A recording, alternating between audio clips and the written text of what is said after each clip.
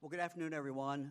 We are here today at the State Emergency Operations Center to talk about what is coming up in the weather this weekend and early into next week. We know with the predictions of the amount of snow that we're going to have, that's going to be all over the state, as well as the very low temperature that will remain for a while, we know that both of these are huge indicators of problems. We know when we have this much snow, we have more accidents on the road. Sometimes these are fatal accidents. We also know that with a temperature this low, it can be a very, very dangerous situation for anyone who is out very long. So the real message, and we're going to hear in a moment from some of the experts, and then you'll have the opportunity to ask them questions. But Ohio has been working, obviously, to prepare for this. But really, the most important thing is what all of our citizens, all of us, do. And this is a weekend to stay home. This is the weekend to enjoy your home. Most people have got a lot of money invested in their house. It's a great place, but this is the chance to spend some time there. This is the opportunity to watch a couple NFL football games. I'm sorry we don't have Ohio teams in it, but a couple NFL football games. It's time to watch basketball. It's time to listen to music. It's time, if you like to cook, to try the recipes you've been waiting to try, the book you want to read, binge watch the movies you want to watch. Seriously, a great weekend just to kind of enjoy your family and to stay home. Fran and I intend to be home, and we'll be close to our grandkids, and so it can be a very fun weekend. It's not a weekend to become frustrated because you can't go out, or it's not a weekend to become decide that you really have to go someplace. So all of us really can kind of control how safe that we're going to be this weekend, and it is a serious time with a serious danger. This weather is a serious danger for Ohioans all over the state. Let me go first to Sima Merrick. Sima heads this operation, has headed it for many years. And Sima, let me turn it over to you. Thanks, Governor. So I'm going to give you an update first on what we're doing here at the Emergency Management Agency. And in this room, you're at, as the Governor mentioned, at the State Emergency Operations Center. Our team continues to coordinate with our partners at the National Weather Service as the forecast for this winter weather event continues to be updated and more refined. As you know, there are many modules out there. They're starting to come into alignment, so we're getting a better view of what's happening. In addition to coordinating with the National Weather Service, we're also coordinating with several of our state agency emergency operation rooms partners that will occupy this room. Our coordination includes ensuring lines of communication remain open and active ahead of the storm, keeping Governor DeWine and the team up to date, and ensuring that we're getting timely information from the county emergency management agencies on all 88 of our counties, in addition to sharing information with them as well. The National Weather Service continues to have coordination calls with the counties to update them on what's happening as well in the weather. I'll give a real quick overview of some of the things we've heard. While the initial forecast for the storm have shifted over the last several days, the National Weather Service is now confident that there will be a significant amounts of snowfall throughout the state of Ohio. As the snowstorm develops, the National Weather Service is predicting widespread travel implications and impacts. So as the governor indicated, and you'll hear from all of us, please stay home. Enjoy your family, cook, read a good book. And also, while the snowfall is likely to accumulate as light, flaky, powdery snow, southern Ohio could see a little bit of some sleet in the area that would minimize snowpack, but it'll be heavier in that area. As again, they're still refining that. The other thing I don't want to lose sight of is there's also the extreme cold that we're looking at. It's cold today. It'll remain cold throughout the snow. And then beyond that, we're cold for the next foreseeable days after the snow exits the state of Ohio. So pay particular attention to hypothermia and taking care of yourselves, your pets, and your home. Thank you. Senator, thank you. Thank you. Thank you very, very much. Let me now ask Mitch Blackford to come up, representing ODOT, to talk about the road conditions and what ODOT is doing.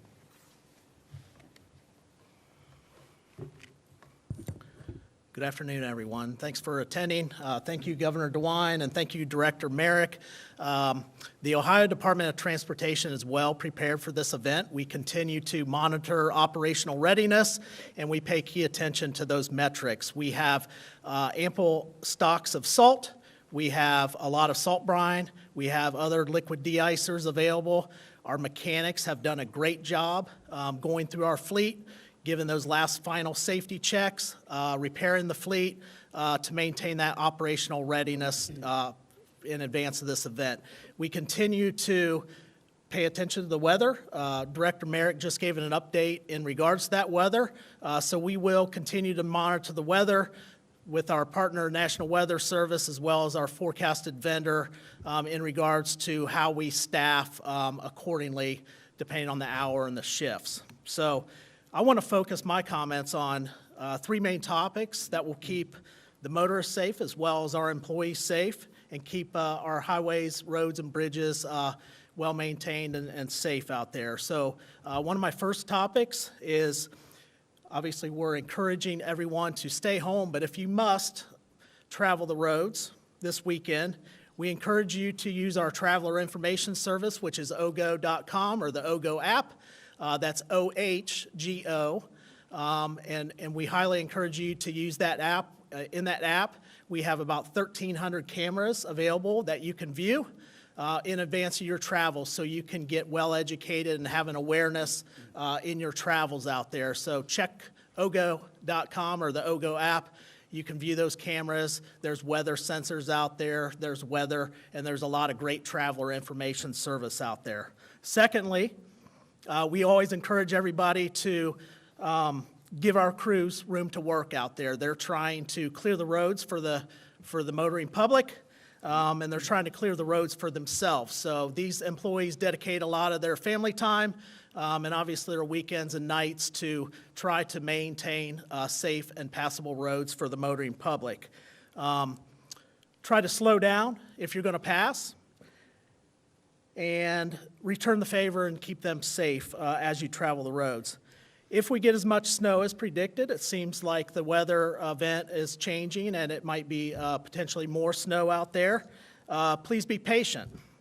Our main goal with an intense storm, as we navigate this intense storm, is to plow the roads and make them passable out there. Especially at night when the temperatures drop, the salt doesn't work as good.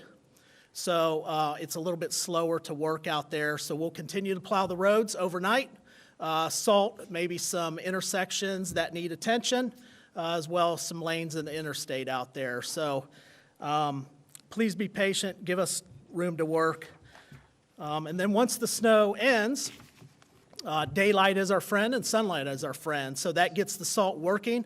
Once the snow ends, we will pay great attention to actually clearing the road down to bare pavement out there. So this is a long duration storm, so you'll see some evolution of how the road conditions are out there. But be sure, once the sun comes out and once conditions present, we will be sure to clear the roads and get them down to bare pavement where you can return posted speeds and be all safe out there. So in regards to our operational readiness and our fleet readiness, we have over 1,500 trucks that will be working this event across 2 shifts because they will work 12-hour shifts. The 12-hour shifts allows them to get home, get something to eat, get well rested so they can come back to work and, go the duration of this storm. So again, 1,500 trucks across 12-hour shifts. That equates to about 3,000 employees working this event. Across 43,000 lane miles. And I want to emphasize the 43,000 lane miles. That's a lot. That's a lot of ground to cover out there. So again, be patient. We're going to prioritize this, and we're going to focus on the interstate routes. priority routes, and then down through the secondaries and all that, and we'll cover every 43,000 lane mile appropriately and timely. The good thing about this storm is it's going to be a weekend event, so we won't have the AM and PM rush hour with people trying to get to work. We also won't have the schools in session and the school kids, so they'll be at home safe. So there's a lot of great things that are in everyone's favor out there. Again, we encourage you to stay home, and we'll do our job accordingly. Finally, one of the last talking points, as the governor mentioned, we encourage everybody to stay home. But if you must be on the roads, leave plenty of time to reach your destination safely. It's not worth the effort or putting time in other dangerous situations. So just leave yourself enough time to navigate the roads out there. An important safety tip for the motorists in regards to your vehicles: make sure your windshields are clear, your windshield wipers are working, the windshield wiper fluid is in the reservoir, and that way everybody can see you and you can see everybody else out there. So that's very important. Remember, our plows work at a much slower pace than the traffic out there, so keep that in mind so we don't have any rear-end situations. And also remember, if you choose to pass, the road typically in front of you or in front of our plows is way worse than the road behind, because we're working to plow the road. So keep that in mind as you pass, because this year we have been struck 34 times already. So keep that in mind as you hit the road and work to get to your destination out there. So I want to thank the support of local law enforcement, the local agencies across Ohio, as well as the Ohioans in general. We all are in this together, and we'll all do a great job, and we'll get through this together, because it's just a short weekend, and Monday everything should be looking a lot better out there. Okay? Now I'm going to turn it back over to Governor DeWine. Yep. Mitch, thank you very much. I just reiterate the one thing Mitch said. ODOT workers are out there, and many, many times, unfortunately, in these storms, they get struck by a car or truck. So it's a dangerous situation for them. So please do everything you can to protect them. One of the things that happens during a storm such as this is each local sheriff makes a decision, and it's a continuing decision. It's a kind of a rolling decision in regard to what the dangerous conditions are out there. And this has to do with whether you should go out on the road. 88 counties, 88 different areas. They know their counties. They are seeing this with the men and women who they have on the road, and so they know the conditions of the road, frankly, better than anybody does. So I would just ask everyone to, as you see this, every county labeled in your media market, your area, watch for your county, because that's a decision that your sheriff and the sheriff's deputies are making to give you the best information that they can. Let me ask Sheriff John Sweeney from Madison County to come up and just talk a little bit about how they do that. Sheriff? Thank you, Governor, and I'm jealous that desserts that Fran's probably going to make you that I'm not going to get. But the Governor is absolutely correct. As this storm develops and we start to see this kind of a snowfall inside, staying off the roadways, and then is probably the best to be. But I want to touch a little bit on our snow levels. Just like the Governor said, there's 88 different counties, 88 different sheriffs. It has different municipalities and agencies taking the snow off the roadway. We have 3 levels of snow emergency that we make a determination. And, for mine might be a little bit different than others where we're rural. I have ODOT, my county engineer, and my municipality. So whenever we make a determination to go in there, I make sure that I consult with my engineer. I make sure I consult with the director of our ODOT within our county. As we start to see the roads become slippery and snow covered, we'll probably go up to a level 1. And, some may see the other county next to them go up to level 2. Well, they may be different. I, again, talk with those people, the county engineer and the drivers. Are their equipment working? How is the roadways? Are they starting to develop some blowing and drifting?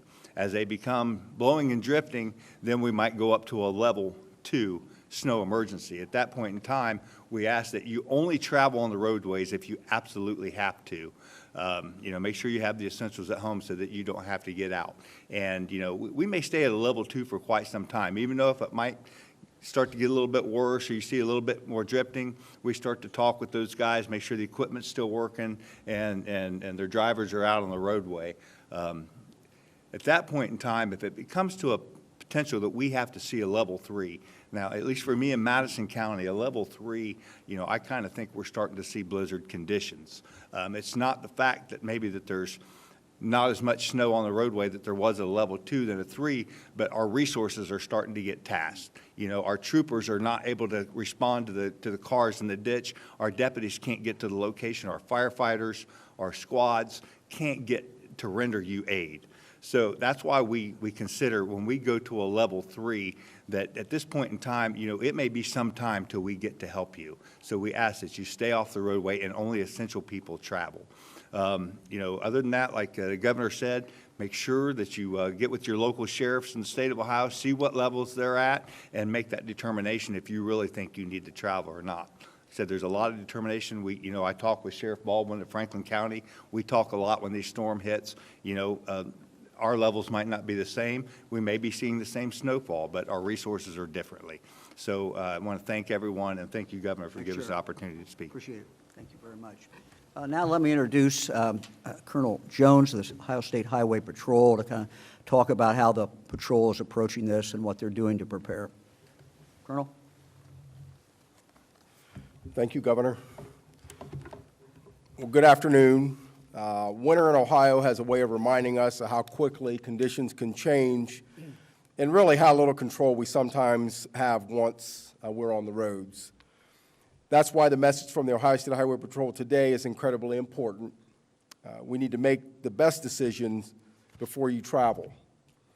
For many Ohioans, that may mean staying home, and I know you've heard that quite a bit since we've started this. Staying home and avoiding non-essential trips until the conditions improve.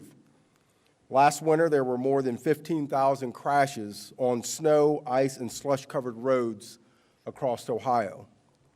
That was nearly double the number from the previous winter and the highest total we've seen in 5 years. 17 of those crashes were fatalities. That's 17 lives lost. These are not just numbers, they are families that are forever changed. When we look at the data, unsafe speed is a leading factor, whether it's driving too fast for conditions, following too closely, or simply trying to push through weather that demands patience and caution. Winter roads can be unforgiving. Slow down, increasing the distance between you and the vehicle in front of you, and recognizing when travel can wait can truly save lives. For those who do not need to be on the roads, for those who do need to be on the roads, please know that our troopers will be working alongside the Ohio Department of Transportation and local law enforcement to keep Ohioans as safe as possible. But no level of response can replace preparation. Before you leave home, take a moment to make sure your vehicle is ready for winter driving. Check your tires and your battery. Make sure your windshield washer fluid is full. Carry a winter emergency kit with the basics you may need if you're delayed or stranded. This preparation matters more than many people realize. If you do find yourself involved in a crash or your vehicle breaks down, turn on your hazard lights, move your vehicle as far off the roadway as possible, and remain inside and call pound 677 or 911 to get help. If your vehicle becomes stuck in the snow, clear the tailpipe to reduce the risk of carbon monoxide poisoning. These simple steps can protect you while help is on the way. And at the end of the day, our call to action is this. Please do not underestimate winter weather, and do not overestimate what your vehicle or you can handle. The safest decision is sometimes the hardest one, especially when we're busy or trying to get somewhere quickly. But no appointment, no errand or destination is worth putting your life or anyone else's life at risk. We want every Ohioan to arrive safely. That begins with careful driving and knowing when it's best to stay home. Please slow down, prepare and take care of one another on our roadways. Thank you, Governor. Thanks, Colonel. Appreciate it. Sima? Okay, so I'm going to round us out here on some preparedness activities and preparedness things that you can do first for personal safety and also for your home and safety at your home. Given the extreme winter conditions, many Ohioans will want to rely on space heaters for heating their home or generators. You don't want to use generators, camp stoves, fireplaces, gas insert fireplaces in particular, and space heaters, one, unattended, or two, to have anything that can burn within 3 feet of those heat sources. It is imperative that you all make sure that you are home and do not leave them run when you're not home. During cold temperatures, you must limit your time outdoors, watch for hypothermia, dress appropriately. We've heard this a lot, but I do believe that the more you hear it, it kind of sinks in. Wear layers of loose-fitting, lightweight clothing along with a hat, scarf, and mittens. Mittens tend to keep your hands a little warmer than gloves because they will generate, your hands and fingers are next to each other in there to generate that heat. Keep dry and change out of wet clothing immediately to reduce the chills and to reduce hypothermia. For pets and livestock, if possible, bring your pets inside during cold winter weather. Move other animals or livestock to sheltered areas and make sure they have access to non-frozen drinking water. That freezes very, very quickly. Right now, before the storm, you should figure out your communication plan. Think about your neighbors who may be elderly, homebound, may need to be checked on. Figure out how to do that and how to communicate with people's loved ones to ensure that everyone is safe during this period of cold weather and the winter storm. Additionally, think about your supplies, medications, food, water, batteries for flashlights, and I'm sure all of us know this, charge your cell phones. Keep them charged while you have power, because our whole world depends right now on our iPads and our cell phones. The one thing that I always forget about, but people remind me, is if you're running low on power, text, because texting takes less energy and less battery usage than making a phone call. So texting is far better than making a phone call. We've already talked about when traveling, but consider, while you're in your car, having a power bank for your phone and your phone chargers in the car in case you go somewhere where you're able to recharge them up. If stranded, run the engine for 10 minutes per hour for the heater and charge your cell phone. There are so many tips as we prepare for this, but I encourage all of you to stay home, keep your batteries charged, and if you have to go out, try to go out and be very, very safe and very limited. For additional guidance on winter preparedness, please take time to visit ready.gov, and it's a great resource for tips and information. Thanks for listening to us today, and Governor, I'll turn that back over to you. Happy to take any questions.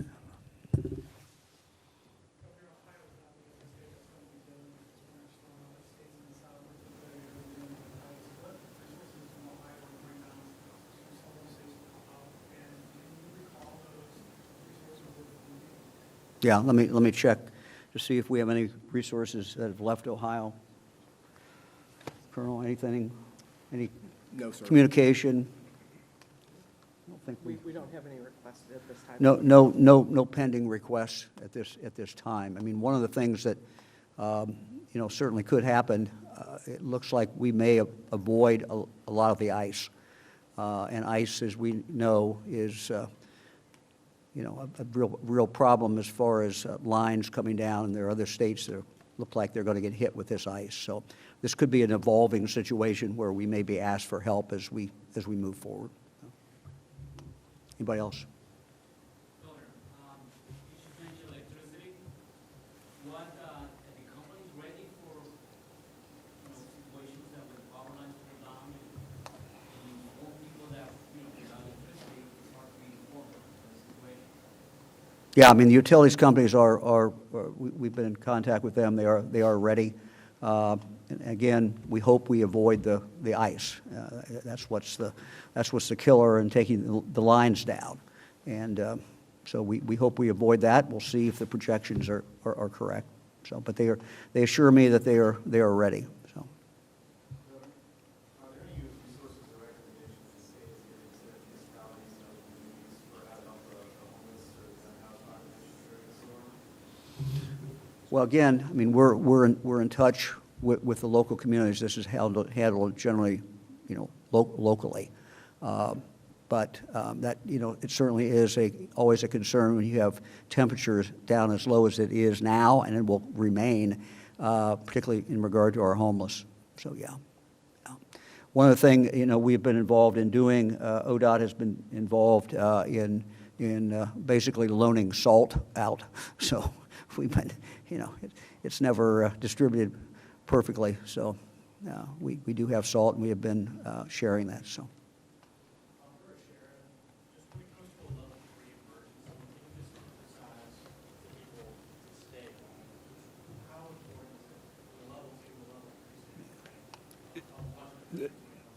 That's very important, and that's why you don't see a lot of level threes, because like I said, at that point in time, you're putting yourself in danger. If you go out and get stuck, we probably can't get to you because, we're stuck ourselves, or we're using our resources to get us to get to you, and you never know, when we can come help you.